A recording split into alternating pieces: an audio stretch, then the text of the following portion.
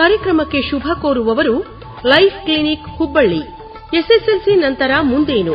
ಮಕ್ಕಳ ಭವಿಷ್ಯ ನಿರ್ಮಾಣಕ್ಕಾಗಿ ಮೊಬೈಲ್ ಉಪಯೋಗವನ್ನು ಕಡಿಮೆ ಮಾಡಲು ಶಿಬಿರಕ್ಕಾಗಿ ಸಂಪರ್ಕಿಸಿ 9591685143.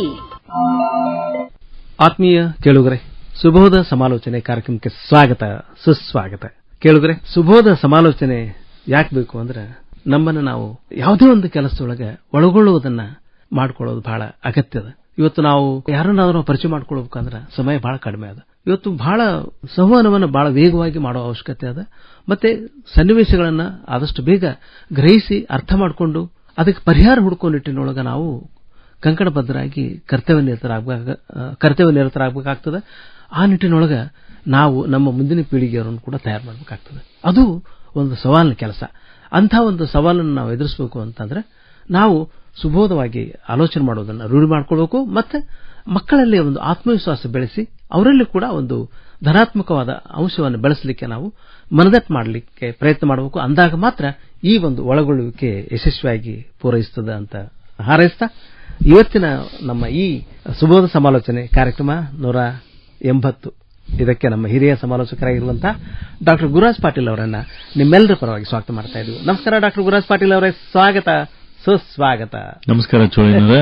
ಇನ್ನು ಬಹಳ ಚಲೋ ಪೀಠಿಗೆ ಹಾಕಿದ್ರಿ ಇವತ್ತು. ಒಳಗೊಳ್ಳುವಿಕೆ, ಇನ್ಕ್ಲೂಸಿವ್ನೆಸ್ ಅಂತಾರ ಅದಕ್ಕೆ.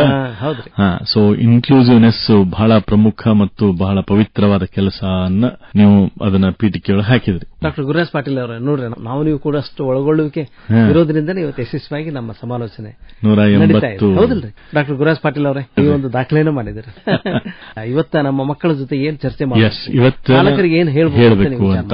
ಇವತ್ತು ಪಾಲಕರಿಗೆ ಹೇಳೋಕಿನ ಮೊದಲ ಪಾಲಕರು ಬರೆದಂತ ಮತ್ತು ನಮ್ ಕೇಳುಗರು ಬರೆದಂತ ಪತ್ರ ಮತ್ತು ಅವ್ರ ಡಿಮ್ಯಾಂಡ್, ನಮ್ಗ ಇದ್ರ ಬಗ್ಗೆನ ನೀವು ಹೇಳಬೇಕು, ಇದ್ರ ಬಗ್ಗೆನ ನನಗ ತಿಳಿಸ್ಬೇಕು ಅಂತ ಹೇಳಿ ಅವ್ರದೇನು ಪವಿತ್ರವಾದ ಡಿಮ್ಯಾಂಡ್ ಏನಿತ್ತಲ್ಲ ಅದನ್ನ ನಾನು ಪ್ರೀತಿಯಿಂದ ಸ್ವೀಕಾರ ಮಾಡ್ತೀನಿ. ಅಷ್ಟೇ ಅಲ್ರಿ, ಅದ್ರೊಳಗ 19 ಪತ್ರ ಮಕ್ಕಳ ಮೊಬೈಲ್ ಸಮಸ್ಯೆಗಳನ್ನ ಯಾವ ರೀತಿ ನಾವು ಬಗೆಹರಿಸಬೇಕು ಅನ್ನೋ ದೃಷ್ಟಿಯೊಳಗ ಬರೆದಿರುವಂತ ಪತ್ರ. ಆದ್ರೂ ಮತ್ತೊಂದು ಕವನ ರೂಪದೊಳಗ ಒಂದು ಪತ್ರನೂ ಬಂತು ಇವತ್ತ, ಅದನ್ನ ಹೇಳ್ತೀನಂತ. ಶಿಸ್ತು ಅಂದ್ರ ಹೆಂಗಿರ್ಬೇಕ, ಶಿಸ್ತು ಅಂದ್ರ ಹ್ಯಾಂಗರ ಇರಬಾರ್ದು, ಮೌಲ್ಯದಿಂದ ತುಂಬಿರಬೇಕ, ಇನ್ನೊಬ್ಬರು ನೋಡಿದ್ರ ಕಾಣಬೇಕ. ಭೌತಿಕವಾಗಿ ಶಿಸ್ತು ಮಸ್ತ್ ಇದ್ರ ಮಸ್ತಕದಲ್ಲಿ ಶಿಸ್ತು ತಾನೇ ಮೂಡ್ತದ, ಇಲ್ಲ ಅಂದ್ರೆ ಜೀವನ ತುಂಬ ಗೋಳಾಡ್ತದ. ಅಶಿಸ್ತು ಹೆಂಗ ಬಿಟ್ರ ಜೀವನ ಹಾಳು ಮಾಡ್ತದ ಅಂತ ಹೋದ್ವಾರ ಶಿಸ್ತಿನ ಬಗ್ಗೆ ಮಾತಾಡಿ ಪ್ರಶ್ನೆ ಕೇಳಿದ್ರ ನಮ್ಮ ಕೇಳುಗರು ಕವನವನ್ನ ಬರೆದ್ರು. ಈ ಕವನ ಜಾನಪದ ಶೈಲಿ ಒಳಗೆ ಅದನ್ನ ಓದ್ಲಿಕ್ಕತ್ತಿದ್ದು. ಈ ಕವನವನ್ನ ಯಾರು ಬರ್ದಾರಂತ? ನಮ್ಮ ಹೊನಕಟ್ಟಿಯವರು ಬರ್ದಾರ. ಗುರುರಾಜ್ ಪಾಟೀಲ್ ಅವ್ರೆ, ನೋಡ್ರಿ, ಈಗ ಶಿಸ್ತು ಅಂತ ಹೇಳಿದ್ರಲ್ಲ, ಈಗ ನಮ್ಮ ಮೊಬೈಲ್ ಶಿಸ್ತು ಬೇಕಾಗಿದೆ. ಯಾಕಂದ್ರೆ ಮೊಬೈಲ್ ಇಲ್ಲದ ಜೀವನ ಇಲ್ಲ. ಮಕ್ಕಳಿಗೆ ವಿದ್ಯಾಭ್ಯಾಸಕ್ಕೂ ಕೂಡ ಮೊಬೈಲ್ ಬಹಳ ಅನುಕೂಲ ಆಗಿದೆ. ಆದ್ರೆ ಅದನ್ನ ಶಿಸ್ತಿಂದ ರೂಪ ಮಾಡ್ಲಿಕ್ಕೆ ಸಾಧ್ಯ ಆದ್ರೆ ಮಾತ್ರ ಅದು ನಮ್ಮ ಕೈ ಹಿಡಿತದೆ. ಸೊ ಅದಕ್ಕೆ ಇವತ್ತಿನ ವಿಷಯ ನೋಡ್ರಿ, ಮೊಬೈಲ್ ಗೀಳು ಬೀಳು ಏಳು. ಸೊ ಮೊಬೈಲ್ ಗೀಳು, ಅದು ನಮಗ್ ಬೀಳು, ಅದನ್ನ ಅರ್ಥ ಮಾಡ್ಕೊಂಡ್ರೆ ಮುಂದೆ ಏಳು. ಅದಕ್ಕೆ ಈ ಒಂದು ಪೀಠಿಕೆ ಅಥವಾ ಈ ಒಂದು ಶೀರ್ಷಿಕೆಯಿಂದ ಇವತ್ತಿನ ಒಂದು ಮೊಬೈಲ್ ಬಗ್ಗೆ ನಾನು ಹೇಳಬೇಕಂತ. ನೋಡ್ರಿ, ಮನುಷ್ಯರು ಸಜೀವ ವಸ್ತುಗಳಕ್ಕಿಂತ ನಿರ್ಜೀವ ವಸ್ತುಗಳ ಮೇಲೆ ಬಹಳ ಪ್ರೀತಿ. ನಮ್ ಚಸ್ಮಾ, ನಮ್ ಪೆನ್ನು, ನಮ್ ಗಾಡಿ, ನಮ್ ಮೊಬೈಲು, ನಮ್ ಅಂಗಿ ಯಾರಾದ್ರೂ ಮುಟ್ಟಿದ್ರೆ ಮುಟ್ಬೇಡ ಅಂತೀವಿ ನಾವು, ಯಾಕಂದ್ರೆ ಅದ್ರ ಮೇಲೆ ಬಹಳ ಜೀವ ನಮಗ.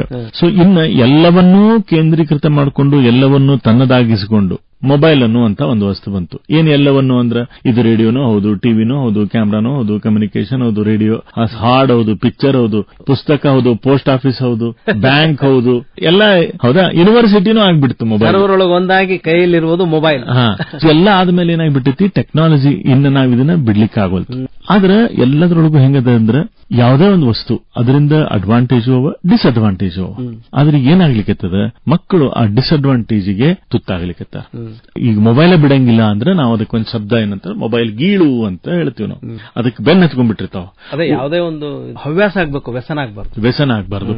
ಈಗ ಮಕ್ಕಳು ಎದ್ದ ತಕ್ಷಣ ತಿಂಡಿ ತಿನ್ನಿಸ್ಬೇಕಾದ್ರೆ ಅವ್ವ ಮೊಬೈಲ್ ಕೊಡಬೇಕು, ಶಾಲೆಯಿಂದ ಬಂದ್ಕಳು ಕೊಡ್ಲೇಬೇಕು, ಮಕ್ಕೋಬೇಕಾರ ಕೊಡಬೇಕು, ಹಿಂಗೆಲ್ಲ ಏನು ಇವು ಬೆನ್ನ ಹತ್ತಿ ಬಿಟ್ರಲ್ಲ, ಇದರಿಂದ ಏನಾಗ್ಲಿಕ್ಕೆ ಶುರು ಆಯ್ತಂದ್ರ ಮಕ್ಕಳೊಳಗಡೆ ಈ ಗೀಳನ್ನೋದು ಹುಟ್ಟುಗೊಳಿಕ್ ಶುರುವಾಗ್ತದೆ. ಈಗ ನೋಡ್ರಿ, ಸಣ್ಣ ಮಕ್ಕಳಿಗೆ ಸಹಿತ ಮೊಬೈಲ್ ತೋರಿಸಿ ಊಟ ಮಾಡಿಸ್ತಾರೆ. ಹೌದು, ಅದು ಖರೇನ ಎಷ್ಟು ಅಂದ್ರೆ ಆ ಸಣ್ಣ ವಯಸ್ಸಿನಾಗ ಗೀಳಾಗೋ ಸಾಧ್ಯತೆ ಅದು. ಅಂದ್ರೆ ಈಗ ಗೀಳಿಗೆ ಏನು ಪರಿಹಾರ ಏನ್ರಿ ಐತನ್ರಿ?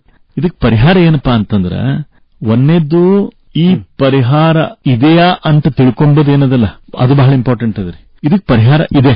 ಆದರೆ ಯಾವ ರೀತಿ ಇದೆ ಅಂದ್ರೆ ಬಹಳ ಸೂಕ್ಷ್ಮವಾಗಿ ತಿಳ್ಕೋಬೇಕು ಕೇಳುಗರ. ನಾನು ನಿಮ್ಗೊಂದು ಮಾತು ಕೇಳ್ತೀನಿ. ಅಲ್ಲಿ ನಿಮ್ಮ ಮುಂದೆ ಒಂದು ಗ್ಲಾಸ್ ಐತಿ. ಖಾಲಿ ಗ್ಲಾಸ್ನಾಗ ಏನೈತಂದ್ರೆ ಏನಿಲ್ಲ ಅಂತೀವಿ ನಾವು. ಅದ್ರಾಗ ಗಾಳಿ ಇರ್ತೈತಿ. ಆ ಗಾಳಿ ತೆಗಿ ಅಂದ್ರೆ ಹೆಂಗ್ ತೆಗಿಯಕ್ ಸಾಧ್ಯ ಐತಿ ನಮಗ? ಅದನ್ನ ನೀವೇನಾರ ಇಂಜಿನಿಯರ್ ಕೈ ಕೊಟ್ರ ಅದನ್ನ ವ್ಯಾಕ್ಯೂಮೈಸ್ಡ್ ಮಾಡ್ತಾರ, ಬೇಕಾಗಿಲ್ಲ. ಅದ್ರೊಳಗೆ ನೀರ್ ಹಾಕಿದ್ರೆ ಹೋಗ್ಬಿಡ್ತೈತಿ. ಅದಕ್ಕೆ ರಿಪ್ಲೇಸ್ಮೆಂಟ್ ಥೆರಪಿ ಅಂತ ನಾ ಕರಿತೀನಿ. ಅದನ್ನ ಏನ್ ಬೇಕಾದ ಹಾಕಿ ಓಡಿಸ್ಬೇಕು ಅದನ್ನ.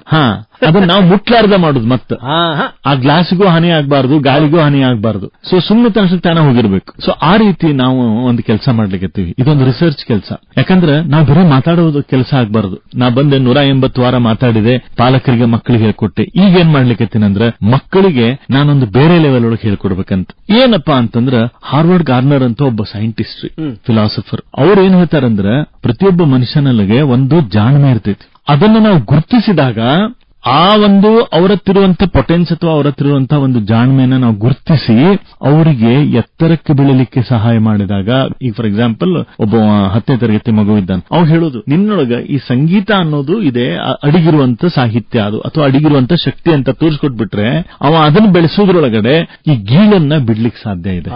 ಹೀಗೆ ಪ್ರತಿಯೊಬ್ಬ ವ್ಯಕ್ತಿಯೊಳಗಡೆನೂ ಅವನ ಪರ್ಸನಾಲಿಟಿ, ಅವನ ಕ್ಯಾರೆಕ್ಟರು, ಅವನ ಇಂಟೆಲಿಜೆನ್ಸಿ ಅವನ್ನೆಲ್ಲ ಸಿಂಕ್ ಮಾಡಿ ನಾವು ಒಂದು 5 ದಿವಸದ ಪ್ರೋಗ್ರಾಮ್ ಮಾಡ್ಲಿಕ್ಕೆ.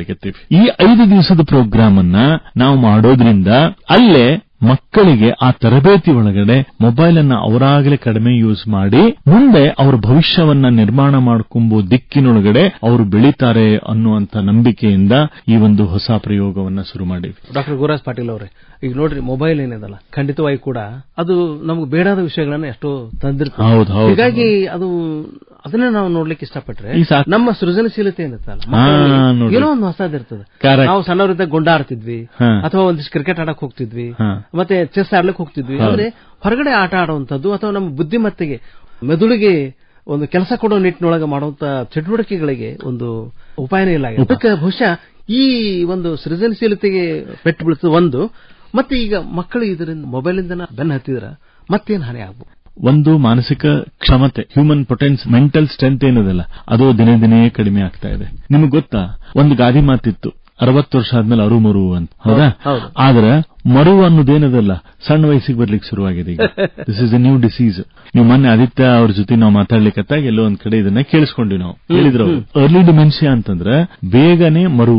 ಈಗ ಸಣ್ಣ ಪುಟ್ಟ ಕೆಲಸ ಹೇಳಿರ್ತಾರೆ, ಲಕ್ಷಣ ಇರಂಗಿಲ್ಲ ಅವ್ರಿಗೆ, ಯಾಕಂದ್ರೆ ಅವ್ರು ಬೇರೆ ಕಡೆ ತಲ್ಲೀನರಾಗ್ಬಿಟ್ಟಿರ್ತಾರೆ. ಸೊ ಇದು ಒಂದು. ಇನ್ನ ಯಾವ್ದಾರ ನ್ಯೂಸ್ ಪೇಪರ್ ತೆಗೆದ್ರೆ 3ನೇ ಮತ್ತು 4ನೇ ಪೇಜ್ 5ನೇ ಪೇಜ್ನೊಳಗ ನಿಮಗೆ ಭಾರತದ ಆದ್ಯಂತ ನಡೀತಾ ಇರುವಂತಹ ಸುದ್ದಿ ಸಮಾಚಾರದ ಅದರೊಳಗಡೆ ಒಂದಿಲ್ಲ ಒಂದು ಅನಾಹುತಗಳನ್ನ ನಾವು ನೋಡ್ತಾ ಇದ್ದೀವಿ. ಇವತ್ತು ಹುಬ್ಬಳ್ಳಿಯೊಳಗೆ ರೀಸೆಂಟ್ ಆಗಿ ಒಂದು ಘಟನೆ ನಡೀತು, ನೋಡಿದ್ರೆ ರೀಲ್ ಮಾಡ್ಲಿಕ್ಕೆ ಹೋಗಿ ಉತ್ತರ ಪ್ರದೇಶದೊಳಗೆ 4 ಘಟನೆಗಳು ಘಟಿಸಬಹುದು. ಅವುಗಳನ್ನ ನಾವು ಮೆಲ್ಕ್ ಹಾಕೋದು ಬೇಡ, ಎಲ್ಲರಿಗೂ ಗೊತ್ತಿರುವಂತಹದ್ದೇ ನ್ಯೂಸ್ ಪೇಪರ್ ಒಳಗ. ಈಗ ನೋಡ್ರಿ, ಯಾವುದೋ ಒಂದು ಅಡಿಕ್ಷನ್, ಸಣ್ಣ ಪಾಪು ಇದ್ದಾಗಲೇ ಊಟ ಮಾಡಿಸ್ಬೇಕಾದ್ರೆ ಮೊಬೈಲ್ ತೋರಿಸಿ ಮಾಡಿದ್ದಕ್ಕೆ ಇಂಥ ಒಂದು ಅನಾಹುತವನ್ನ ಎದುರಿಸಬೇಕಾಗಿದೆ. ಸಣ್ಣ ಮಕ್ಕಳಿಗೆ ಮೊಬೈಲ್ ಬಿಟ್ಟು ಇರ್ಲಿಕ್ಕೆ ಗೊತ್ತಿಲ್ಲ, ಇದನ್ನ ಡಿ ಅಡಿಕ್ಟ್ ಮಾಡಬೇಕಾಗಿದೆ. ಅಂದ್ರೆ ಆ ಚಟದಿಂದ ಅವ್ರನ್ನ ವಿಮುಕ್ತಗೊಳಿಸಬೇಕು, ಅವರನ್ನ ಒಂದಿಷ್ಟು ಅವರ ಸೃಜನಶೀಲ ಚಟುವಟಿಕೆಗಳಿಗೆ ನಾವು ಮರಳಿಸಬೇಕಾಗಿದೆ. ಅದಕ್ಕೆ ಏನ್ ಡಿ ಅಡಿಕ್ಷನ್ ಕ್ಯಾಂಪ್ ಅಂತಾರಲ್ಲ, ಅದು ಹೆಂಗ ಏನ್ ಮಾಡಬಹುದು ಅದ್ರ? ಓಕೆ, ಡಿ ಅಡಿಕ್ಷನ್ ಕ್ಯಾಂಪ್ ನೊಳಗೆ ನಾವೇನ್ ಮಾಡ್ತೀವಿ ಅಂದ್ರೆ ಒಂದೇದ್ ಅಲ್ಲಿ ಅಭ್ಯಾಸ ಹೇಳಂಗಿಲ್ಲ ನಾವು. ಗಣಿತ, ವಿಜ್ಞಾನ, ಸಮಾಜ, ಇಂಗ್ಲಿಷ್ ಪಾಠ ಇಲ್ಲ, ಯಾಕಂದ್ರೆ ಪಾಠ ಆಗ್ಬಿಟ್ಟೈತಿ. ಈಗ ನಾವು ಪಾಠ ಹೇಳಂಗಿಲ್ಲ. ನಾವು ಪಾಠವನ್ನ ಬಿಟ್ಟು ಚಟುವಟಿಕೆ ಒಳಗಡೆ ಪಾಠವನ್ನ ಹೆಂಗ್ ಅಡಗಿದೆ ಅನ್ನೋದನ್ನ ತೋರಿಸಬೇಕು ಅಂತ. ನಿಮ್ಗೆ ಗೊತ್ತಲ್ಲ, ನಮ್ಮ ಸುಬೋಧ ಕಲಿಕಾ ಕೇಂದ್ರದ ಕೆಲಸ ಏನು? ಆಟದಿಂದ ಪಾಠ ಅಂತ. ಅಲ್ಲಿ ಏನ್ ಮಾಡ್ತೀವಿ ನಾವು, ಮಕ್ಕಳಿಗೆ ಆಟದ ಜೊತೆಗೆ ಕೆಲವೊಂದಿಷ್ಟು ಚಟುವಟಿಕೆಗಳವ. ಆ ಚಟುವಟಿಕೆ ಅವರಲ್ಲಿರುವಂತಹ ಗಣಿತವನ್ನು ಹೊರಗೆ ತೆಗೀತದೆ, ಅವರಲ್ಲಿರುವಂತಹ ಕಾವ್ಯ, ಸಾಹಿತ್ಯ, ವಿಜ್ಞಾನ, ಭಾಷೆಗಳನ್ನ ಹೊರಗೆ ತೆಗೀತದೆ. ಮ್ಯಾಜಿಕ್ ಏನ್ ಗೊತ್ತಾ, 5 ದಿವಸದೊಳಗಡೆ ಮಕ್ಕಳಲ್ಲಿರುವಂತ ಅಮೋಘವಾದಂತಹ ಶಕ್ತಿ ಹೊರಗಡೆ ಬಂದದ್ದನ್ನ 5ನೇ ದಿವಸ ಪಾಲಕರಿಗೆ ನೋಡ್ತಾರದನ್ನ.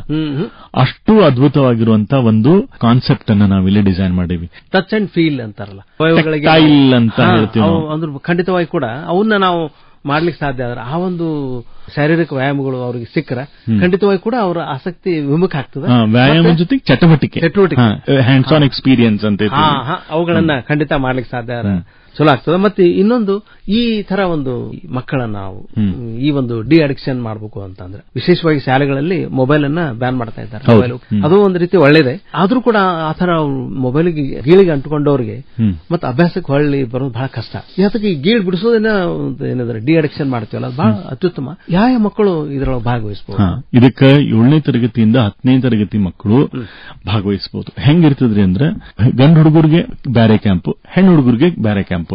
20ರಿಂದ 25 ಹುಡುಗರು ಮಾತ್ರ. ಯಾಕಂದ್ರೆ ನಾವು ಏನ್ ಮಾಡ್ಲಿಕ್ಕತ್ತೀವಿ, ಫೋಕಸ್ಡ್ ಆಗಿ ಕೆಲಸ ಮಾಡ್ಲಿಕ್ಕತ್ತೀವಿ. ಅಂದ್ರೆ ಇಬ್ಬರಿಗೆ ಒಬ್ರು ಮೆಂಟರ್ಸ್ ಇರ್ತಾರಲ್ಲೇ, ಆಮೇಲೆ ಟ್ರೈನರ್ಸ್, ಅವ್ರಿಗೆ ಯಾವ ಆಕ್ಟಿವಿಟೀಸ್ ಡಿಸೈನ್ ಮಾಡಿವಿ, ಅವು ಯಾವಷ್ಟು ಸೈಂಟಿಫಿಕ್ ಆಗ್ಯಾವ. ಸೊ ಇವನ್ನೆಲ್ಲಾನು ಇರೋದ್ರಿಂದ ಆಯಾ ವಯೋಮಿತಿ ಮಕ್ಕಳು, ಬಾಲಕಿಯರಂತೇನಿದ್ದೀವಿ, ಸೊ ಅವ್ರಿಗೆ ಸಪೋರ್ಟ್ ಮಾಡಿ 6ನೇ ತರಗತಿಯಿಂದ 6, 7, 8, 9ನೇ ತರಗತಿ ಆಗಿ ಯಾರು 10ನೇ ತರಗತಿ ಹೋಗ್ತಾರಲ್ಲ ಅವ್ರಿಗಿಲ್ಲ ಈಗ ಸದ್ಯ ಕ್ಯಾಂಪ್. ಯಾಕಂದ್ರೆ ಅವರು ಶಾಲೆಗೆ ಹೋಗೋದು ಅದೆಲ್ಲ ಇರ್ತದೆ, ಅವ್ರಿಗಿಲ್ಲ. 10ನೇ ತರಗತಿ ಪರೀಕ್ಷೆ ಏನು ಬರಲಿಕ್ಕಿರ್ತಾರಲ್ಲ ಅವ್ರಿಗಂತೂ ಮಸ್ತ್ ಪ್ರೋಗ್ರಾಮ್ ಇದು. ಯಾಕಂದ್ರೆ ಈ ಪ್ರೋಗ್ರಾಮ್ ಮುಗಿದ ತಕ್ಷಣ 5 ದಿವಸ ಆದ್ಮೇಲೆ ಏನದಲ್ರಿ, ಅವ್ರಿಗೆ ತಮ್ಮ ಜೀವನ ನಾನು ಏನ್ ಮುಂದೆ ಮಾಡಬಹುದು ಅನ್ನೋ ಸತ್ಯಕ್ಕೆ ಅವ್ರಿಗೆ ಏನು ನಾನು ಕರಿಯರ್ದೊಳಗೆ ಸಶಕ್ತನಿದ್ದೀನಿ ಅನ್ನೋದನ್ನ ಅವ್ರಿಗೆ ಅಲ್ಲೇ ಕಂಡು ಬಿಡ್ತದೆ. ಅದರಿಂದ ಅವ್ರ ಭವಿಷ್ಯಕ್ಕೆ ಒಂದು ರಹದಾರಿ ಮಾರ್ಗದರ್ಶನ ಆಗ್ತದೆ.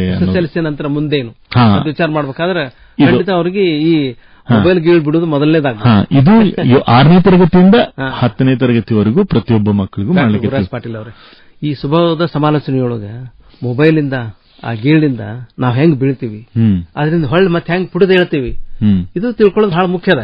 ಏನಂದ್ರೆ ನನ್ನ ಉದ್ದೇಶ ಅವ್ರನ್ನ ಏಳು, ಅದಕ್ಕೆ ಗೀಳು ಬೀಳು ಏಳು ಅಂತ ಇವ್ರನ್ನ ಎಬ್ಬಿಸಬೇಕಾಗಿದ್ರಿ ಮಕ್ಕಳನ್ನ. ಸೊ ಮಕ್ಕಳು ನಮ್ಮ ದೇಶದ ನಾಯಕರು, ಭವಿಷ್ಯ ಅವರು. ಸೊ ಅವ್ರನ್ನ ನಾವು ಸದೃಢರನ್ನಾಗಿ ಮಾಡಬೇಕು ಅಂದ್ರೆ ನಮ್ಮೆಲ್ಲರ ಜವಾಬ್ದಾರಿ. ನಾನು ಎಲ್ಲರೂ ತಲೆ ಕೈ ಹಚ್ಕೊಂಡು ಕೂತು ಕಿರಿಕಿರಿ ಮಾಡ್ಕೋತ ಕೂತರ ಹೆಂಗ್ ಸಾಧ್ಯದ?